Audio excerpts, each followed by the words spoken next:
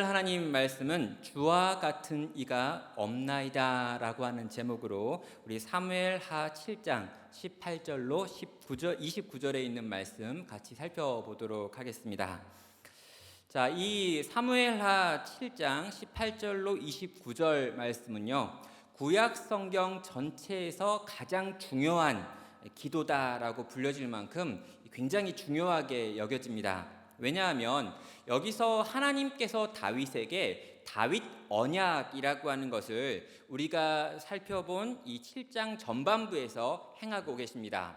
그리고 하나님이 다윗에게 이 맺은 언약이 너무나 중요하기 때문에 이 모세와 맺었던 시내산 언약, 또 노아와 맺었던 이 노아의 언약, 아브라함과 맺었던 아브라함 언약과 같이 구약에 있는 가장 중요한 언약들의 흐름을 이어가는 것 중에 하나가 바로 여기 다윗 언약이라는 거죠. 그리고 다윗 언약의 핵심은 뭐냐면요, 하나님께서 다시는 절대로 너를 떠나지 않겠다라고 하는 바로 그 약속입니다.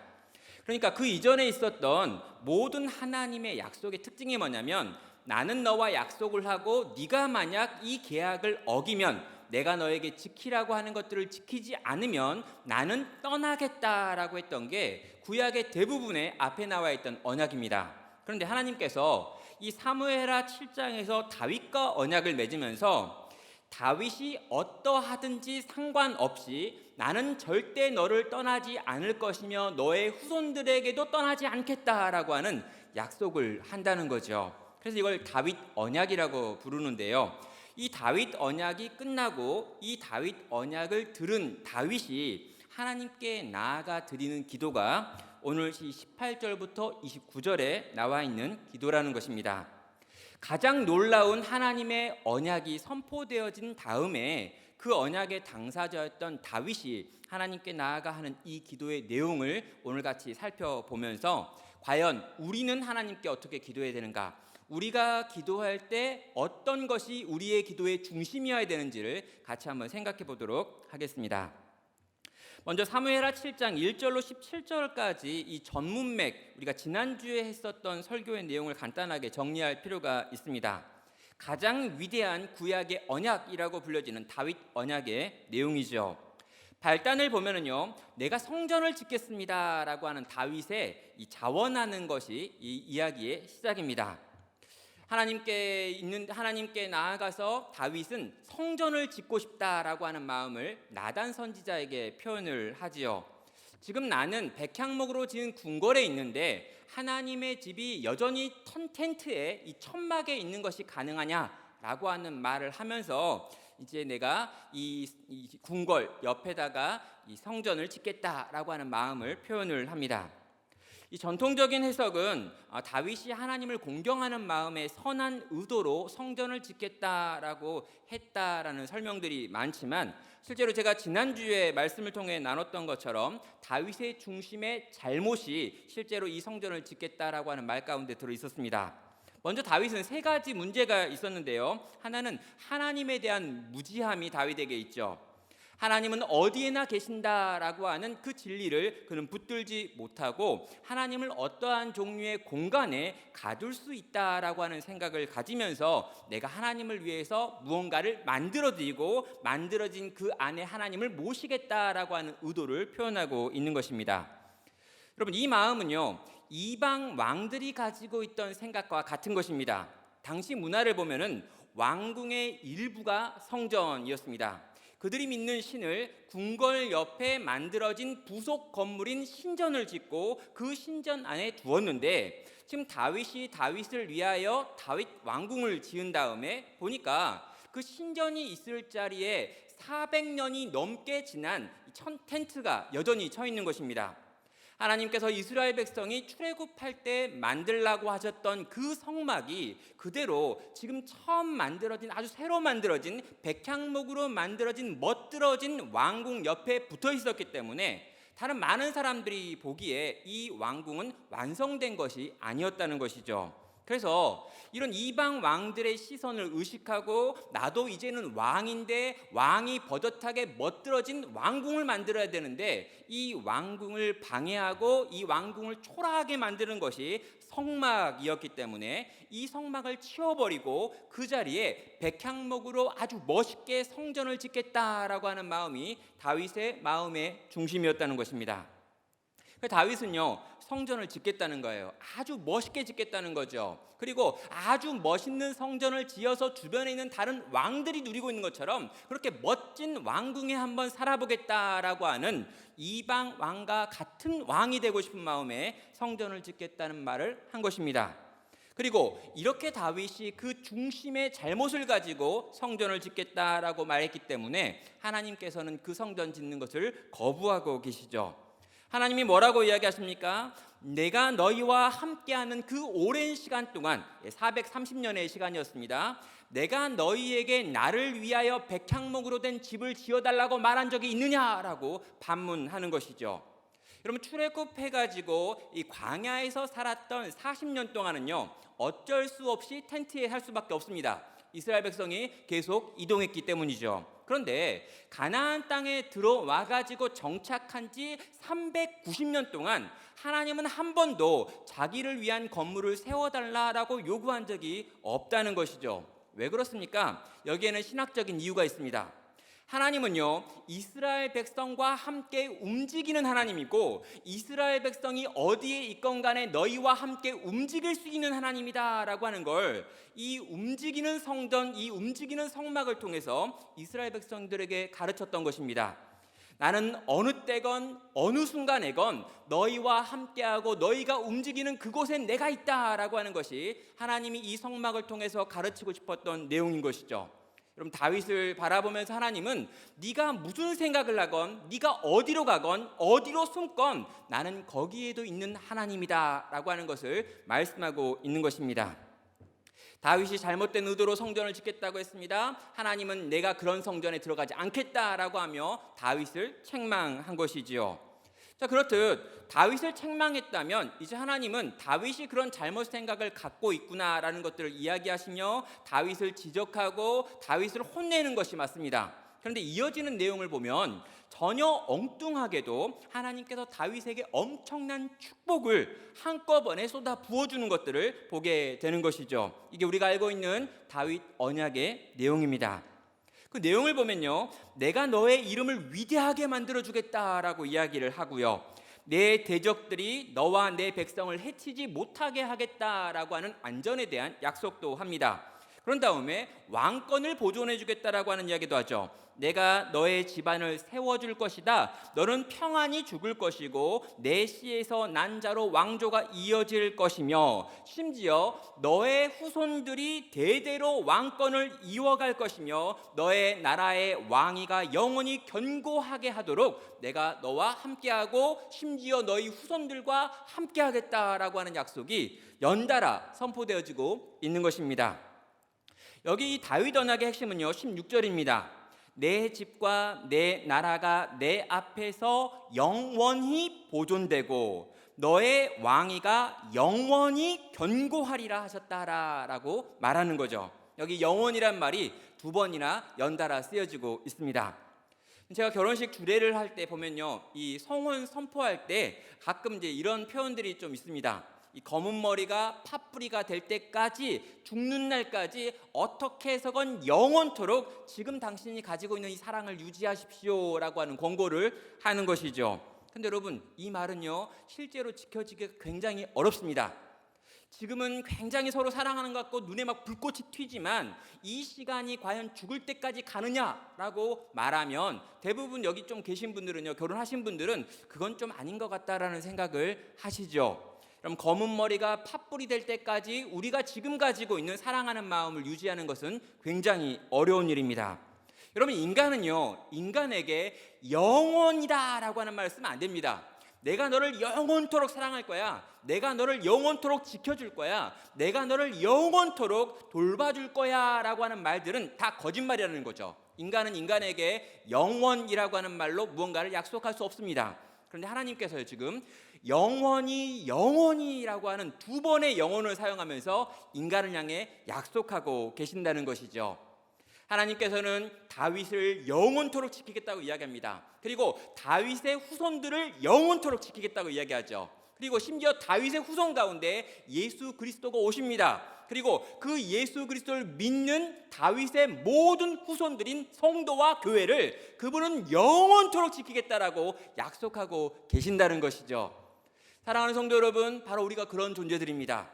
성령께서 우리 가운데 임하십니다. 임하신 그 성령께서 내 안에 내주하시면, 내가 그리스도 예수를 주로 고백함으로 말미암아 그분이 내 안에 들어오시면 그분은 영원토록 나가지 않습니다. 이게 우리에게 주어진 복음이고 우리에게 주어진 다윗 언약이라는 거죠. 결단코 어떤 경우에도 하나님은 나를 잃어버리지 않겠다라고 하는 약속이 이 다윗 언약이 품고 있는 내용이 되는 것입니다. 성도 여러분, 다윗의 의도를 한번 생각해 보십시오. 그는 잘못되고 악한 의도를 가지고 성전을 지으려고 했습니다. 그런데 이 다윗의 잘못된 의도를 정확하게 알고 계셨던 하나님께서 다윗에게 엄청난 축복을 내리시고 계시죠. 하나님이 하시는 말씀을 들어보면요, 내가 이전에 네가 목동이었을 때 그 자리에서 너를 건져서 왕 삼았다라고 하는 이야기도 합니다. 또 지금 네가 가지고 있는 그 위태위태한 왕권을 내가 끝까지 보존해 주겠다라고 하는 이야기도 하죠. 심지어 너와 너의 후손들의 왕위를 끝까지 보존하고 지켜주겠다라고 하는 약속까지 하고 계십니다. 이걸 통해 우리가 무엇을 알게 됩니까? 하나님의 주권적인 은혜를 알게 되는 거죠. 다윗이 무언가 잘했기 때문이 아니라 다윗이 잘못했고 실수했고 심지어 악을 행하고 있음에도 불구하고 하나님께서 다윗이라고 하는 인생을 선택하셔서 주권적으로 그에게 은혜를 베푸시기를 결단하셨고 그 결단을 지금 행하고 계신 것입니다. 내가 너를 지키고 내가 너를 보존하고 네 후손들 가운데 함께하며 영원토록 너와 함께할 거야 라고 하는 엄청난 약속을 쏟아 부어주는 것이지요. 자, 여기서 우리가 오늘 본문에 들어갈 힌트를 얻게 되는 것입니다. 이렇듯 엄청난 축복을 받은 다윗, 이렇듯 엄청난 하나님의 사랑과 이 엄청난 언약을 받은 다윗은 하나님을 향해 어떻게 기도해야 되는가라고 하는 질문이죠. 여기 계신 우리 모든 성도님들은요, 다 마찬가지지만 하나님께서 나를 위해 엄청난 사랑을 베푸셨다라고 하는 것을 알고 계십니다.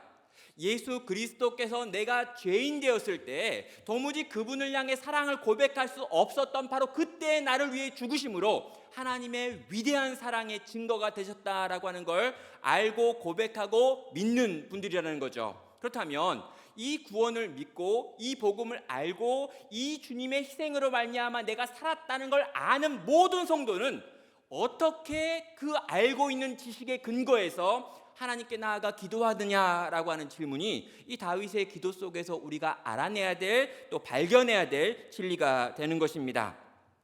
18절부터 21절에 있는 내용을 가면요, 여기에는 감사가 등장하고 있습니다.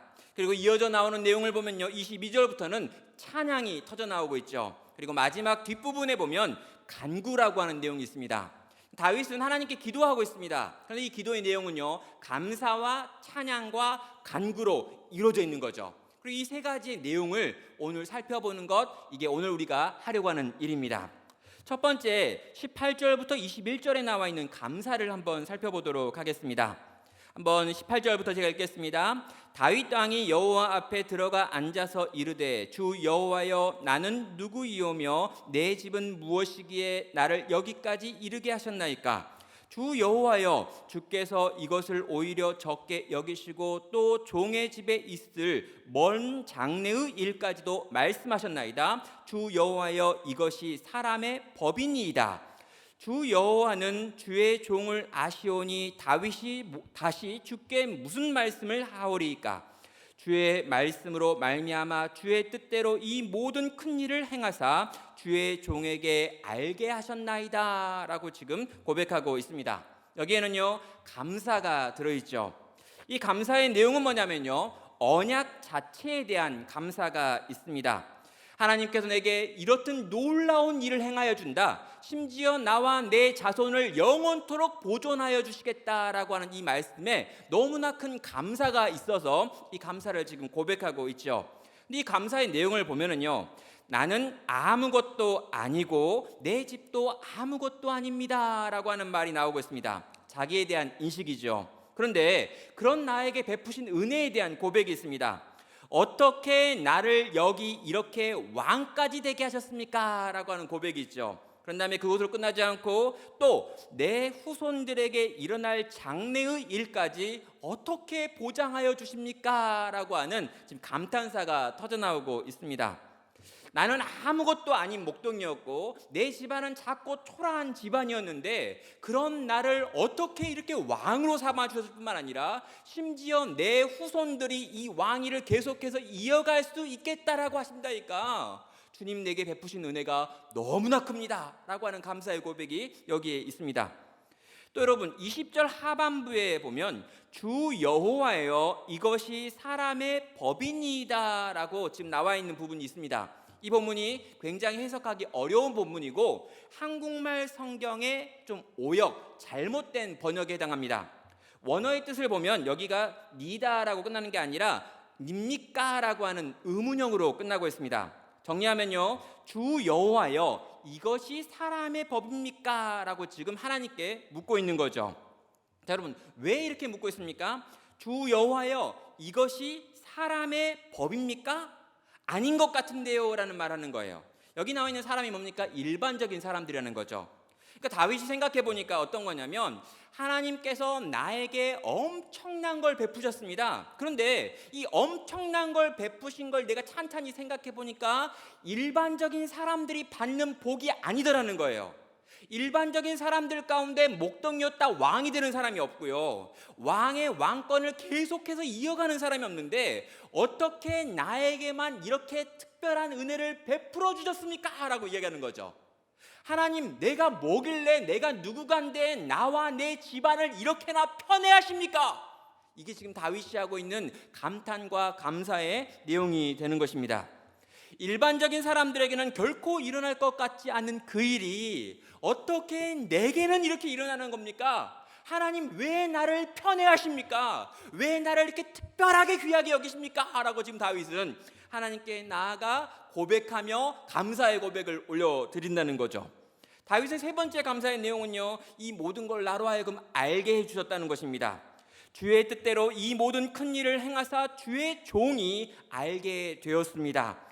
이전에는 몰랐습니다. 이제까지는 알 수 없었습니다. 그래서 감동하고 감격할 수 없었는데 이제 내가 그것에 대하여 알았습니다 라고 고백하는 거죠.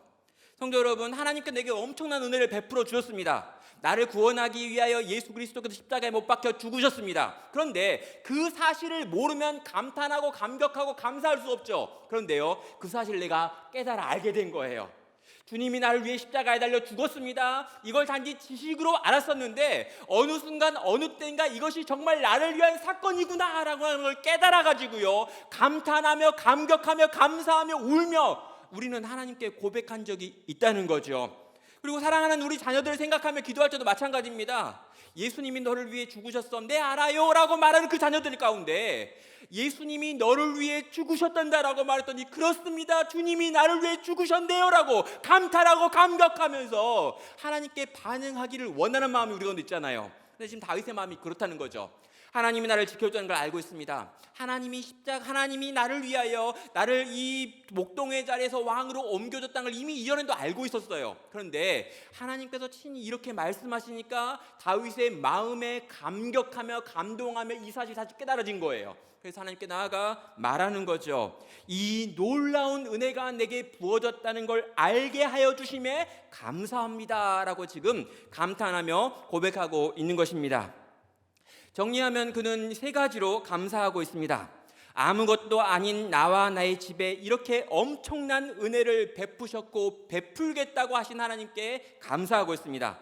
또 전혀 일반적이지 않은 특별한 사랑으로 나를 편애해 주신 하나님께 감격하고 있는 거죠. 그리고 심지어 이 사실을 나에게 알려주셔서 이렇듯 살아 하나님을 찬양하게 하시니 주님 감사합니다 라고 하는 고백을 지금 하나님께 먼저 올려드리는 것입니다.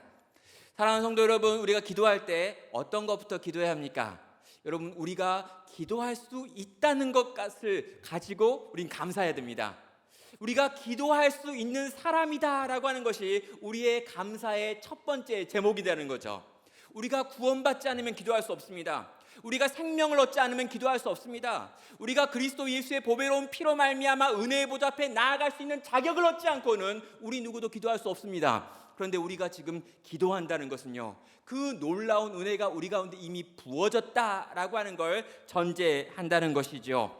하나님께서 내게 이 놀라운 자격과 신분을 주시고 베푸신 은혜가 있고, 하나님이 나를 편애하여 주셨고, 심지어 그 은혜를 깨달아 알게 하여 주셨기 때문에 나는 하나님께 감사합니다 라고 하는 고백이 우리의 기도의 중심에 꼭 있어야 될 첫 번째 요소라는 것입니다.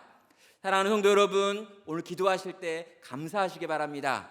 상황과 여건을 바라보면 감사할 제목이 없다라고 말씀하시는 분들이 있을 수 있어요. 그런데 그렇지 않습니다.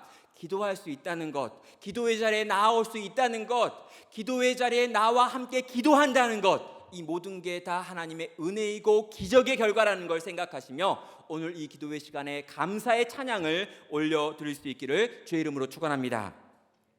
두 번째로 보여주는 22절부터 24절에 있는 내용을 보면은요, 여기에는 찬양이 터져나오고 있습니다. 22절부터 그런즉 주 여호와여, 이러므로 주는 위대하시니 이는 우리를 귀로 들은 대로 주와 같은 이가 없고 주 외에 신이 없음이니이다. 땅의 어느 한 나라가 주의 백성 이스라엘과 같으리이까. 하나님이 가서 구속하사 자기 백성으로 삼아 주의 명성을 내시며 그들을 위하여 큰 일을, 주의 땅을 위하여 두려운 일을 애굽과 많은 나라들과 그의 신들에게 구속하신 백성 앞에서 행하셨사오며, 주께서 주의 백성 이스라엘을 세우사 영원히 주의 백성으로 삼으셨사오니 여호와여, 주께서 그들의 하나님이 되셨나이다. 여러분, 이 본문의 핵심은 찬양하라라고 하는 것입니다. 이 하나님을 찬양해야 되는데요, 이 하나님을 찬양하되 어떤 하나님을 찬양하는지를 한번 살펴봐야 되죠. 저는 여기 나와 있는 하나님에 대한 찬양을 두 가지로 나눠볼 수 있다고 생각합니다. 하나는 초월적인 하나님을 찬양하라고요, 다른 하나는 내재적인 하나님을 찬양하라라고 하는 말로 정리해 볼 수 있습니다. 자, 초월적 하나님은 무엇일까요? 주는 위대하십니다 라고 하는 고백입니다. 주와 같은 이가 없나이다 라고 하는 고백입니다. 주 외에 다른 신이 없습니다 라고 하는 고백 가운데 들어있지요. 홀로 위대하시며 거룩하시며 높이 계시며 이 세상 모든 것 위에서 모든 것을 통치하시는 하나님을 바라보며 그 지식의 근거에서 하나님을 찬양하는 것입니다. 그런데요, 여러분, 그 찬양으로 끝나는 것이 아니라 그 초월하신 하나님, 그 높이 계신 하나님께서 이스라엘 백성의 인생들 가운데 들어와 일하셨다라고 하는 걸 근거로 두 번째 찬양의 내용이 있습니다. 무슨 내용입니까? 이스라엘 역사를 설명하는 거죠. 늘 여호와 하나님과 특별한 관계 가운데 우리가 있었습니다라고 이야기를 합니다.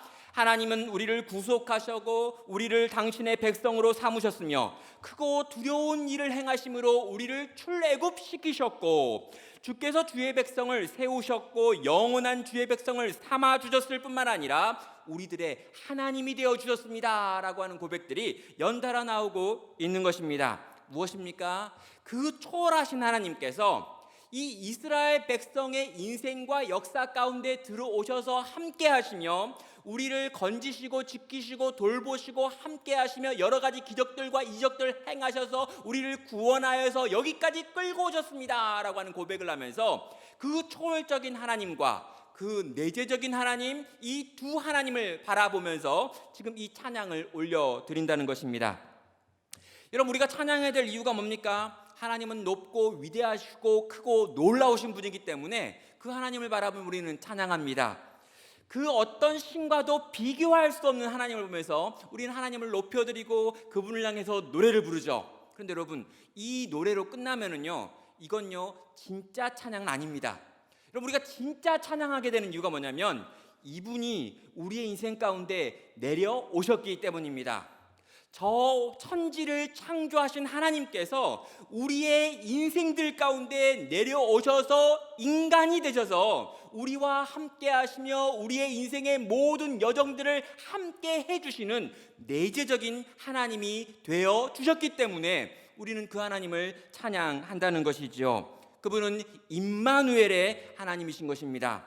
하나님의 초월성과 내재성 둘 다가 그분 안에 있는데 바로 그분이 우리가 사랑하고 고백하는 우리의 아버지가 되시는 바로 그 하나님이다라고 하는 걸 우리가 알고 그것을 받아들일 때 우리는 진짜 찬양할 수 있다는 것이죠.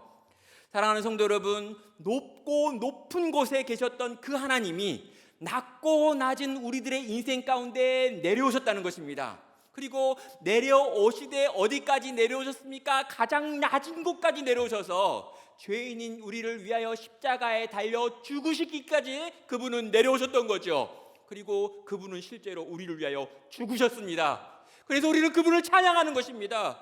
그 위대하신 분이 이렇게까지 낮아지셔서 우리를 건져주셨사오니 그것이 얼마나 기쁘고 감사하며 그 하나님을 내가 믿고 그 하나님 안에 내가 있다는 것이 우리로 하여금 찬양할 수밖에 없는 이유가 되는 것입니다.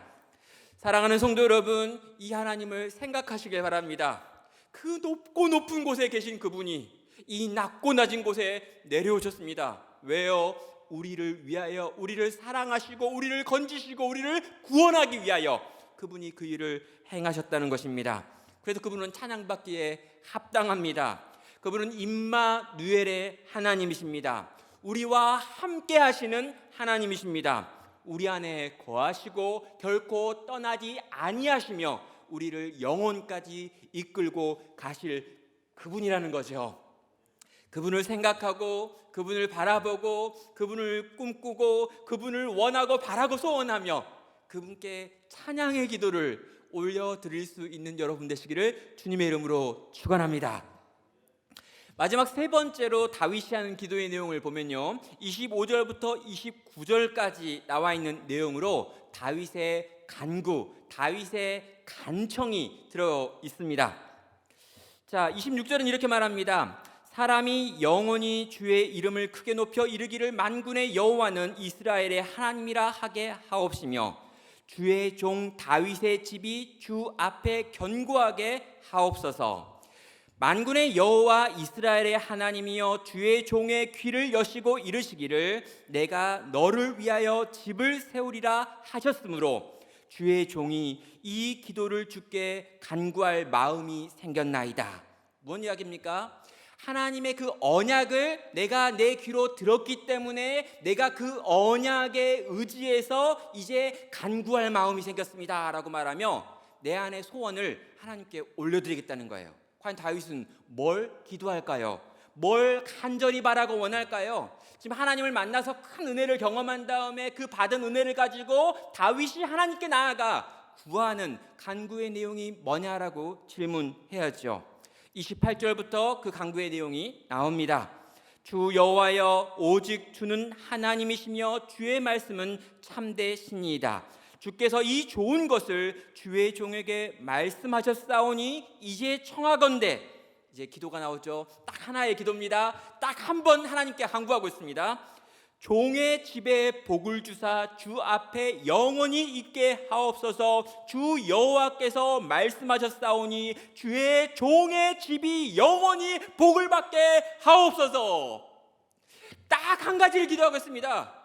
당신께서 내게 말씀하셨던 것처럼, 당신께서 내게 들려주셨던 것처럼 나는 이제 딱 한 가지를 당신께 기도하는데 종의 집에 복을 주사 주 앞에 영원히 있게 하옵소서. 주 여호와께서 말씀하신 그대로 주의 종의 집이 영원히 복을 받게 하옵소서라고 그는 딱 한 가지로 하나님께 나아가 간구한 것입니다. 여러분, 이 간구의 내용이 도대체 뭡니까? 내가 주님 앞에 있기 원한다는 거예요. 나와 내 집이, 나와 내 후손들이 자자손손 당신의 눈앞에 있기를 원합니다. 당신의 품 안에 있기를 원합니다. 당신의 사랑 가운데 있기를 원합니다. 당신의 보호 가운데 있기 원합니다. 당신의 눈앞에 있어서 당신의 간섭을 받으면서 내 아이들이 자라가기 원합니다. 내 손자들이 자라가기 원합니다. 내 대대손손 내 모든 집안들이 하나님 당신의 눈앞에서 당신의 품 안에서 당신의 언약과 사랑 속에서 그렇게 살아가고 그렇게 자라가고 그렇게 죽어가고 그렇게 살아있기를 원합니다라고 하는 기도가 다윗의 유일한 딱 한 가지 간구의 내용이 되는 것입니다. 성도 여러분, 수없이 많은 복들을 구하고 있는 게 아닙니다. 부와 명예와 건강과 장수를 구하고 있는 것이 아니라는 거죠. 세상 사람들이 좋아하고 간절히 기도하고 있는 그 많은 것들을 구하고 있지 않습니다. 다윗은 딱 한 가지를 구합니다. 나와 내 집안이 하나님 당신의 은혜의 날개 밑에 있기를 원합니다. 하나님의 사랑 가운데 거하기를 원합니다. 내 자식들이 내가 믿는 당신을 믿고 이 믿음 가운데 살기를 원합니다. 당신이 주시는 모든 복을 누리는 그런 인생들 되기를 원합니다 라고 하는 기도가 다윗이 하나님께 드리는 유일한 기도의 내용이 되는 것입니다. 나와 내 집이 영원토록 당신의 눈앞에 있기를 원합니다. 그것이 내가 구하는 유일한 복입니다 라고 지금 다윗은 간구하는 것이죠. 성도 여러분, 이미 베풀어 주신 주님의 크신 은혜를 압니다. 그리고 그 크신 은혜 앞에 감사하고 그 은혜를 베푸신 하나님을 찬양하고 있습니다. 자, 이 놀라운 은혜와 이 은혜 앞에 감사와 찬양을 올려드리는 이 하나님의 백성들이 딱 한 가지를 기도한다면 그 기도의 내용이 무엇인지 다윗은 보여주고 있죠. 나와 내 집이 영원토록 당신의 눈앞에 있게 하소서라고 하는 기도가 되는 것입니다. 성도 여러분, 우리의 기도는 어떠합니까?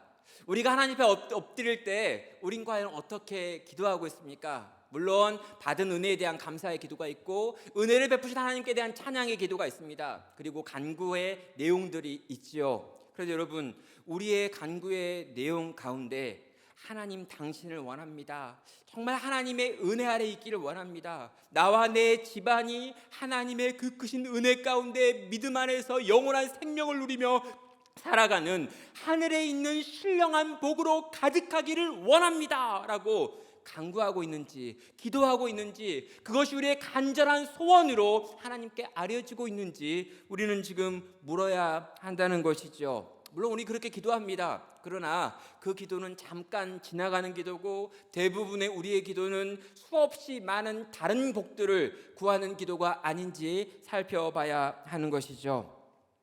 사랑하는 성도 여러분, 하나님이 이미 베푸신 은혜가 너무 큽니다. 이미 베푸신 그 놀라운 은혜에 우리는 감사하고 있습니다. 그리고 이 놀라운 은혜를 베푸신 하나님께 대하여 우리는 찬양하고 있습니다. 그리고요, 그 다음에 우리가 해야 될 것은 주의 그 놀라운 은혜가 나와 내 집에 영원토록 계속해서 머물기는 원하는 바로 그 기도가 되어야 한다는 것이죠. 말씀을 정리해 보도록 하겠습니다. 여러분, 성도가 반드시 붙들어야 될 지식이 있습니다. 무엇입니까? 하나님께서 우리에게 무조건적으로 크신 사랑과 은혜를 베푸사 우리가 생명을 얻었다는 진리입니다. 여러분, 내가 무언가 잘했기 때문에 받은 게 아니라 하나님이 나도 모르는 사이에 나를 선택하여 주셨기 때문에 이 생명이 우리 가운데 있고 이 생명으로 말미암아 영원한 복을 우린 이미 소유한 자다라고 하는 진리입니다.